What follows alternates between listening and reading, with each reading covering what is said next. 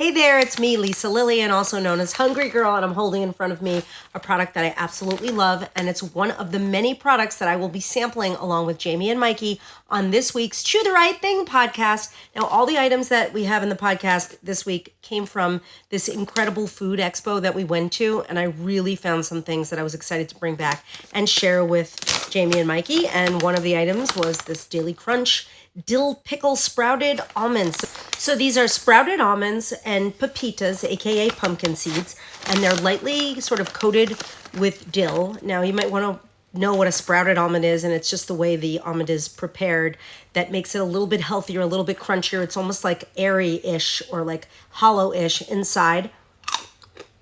And it's so lightly pickly, it's not overpowering. These are one of my favorite nuts I've had in a very long time. You need to find them, and you need to buy them, and you need to crunch them immediately. In the meantime, however, you really should listen to the podcast because there are so many good food finds in it. So tune in and eat good things. I'm Lisa Lillian, also known as Hungry Girl. Till next time, do the right thing.